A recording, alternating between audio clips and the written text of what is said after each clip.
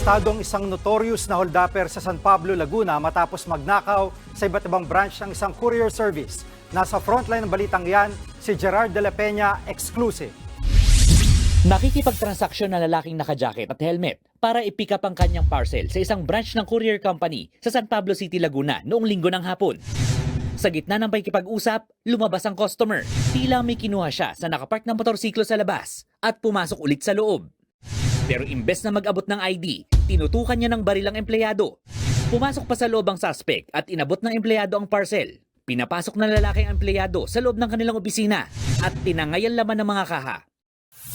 Paglabas ng suspect, nakaabang pala ang mga pulis para arestuhin siya. Entrapment operation pala ang nangyari. Nagpanggap na empleyado ng kumpanya ang isang pulis para hulihin ang suspect. Notorious daw kasi ang lalaki sa pang-hold up sa iba't ibang branch ng courier company sa Quezon. Ang modus ng suspect, o-order siya ng gold sa isang online store at ipipick up sa branch malapit sa kanya. Pupunta siya at sa halip na ID ang ibigay, tututukan niya ng baril ang empleyado. Tatangayin niya ang parcel nang hindi ito binabayaran.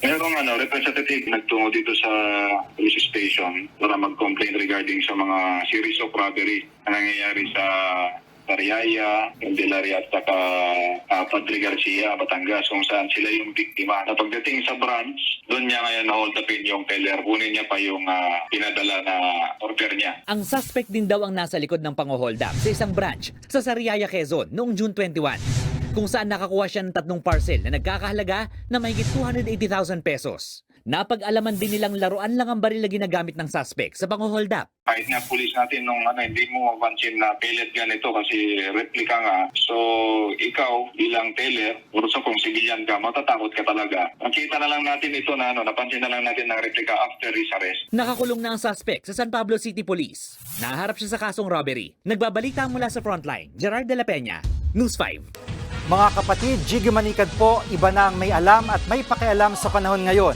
Para sa konkreto, kumpleto at komprehensibong balitaan sa Frontline, mag-follow at mag-subscribe sa social media pages ng News 5.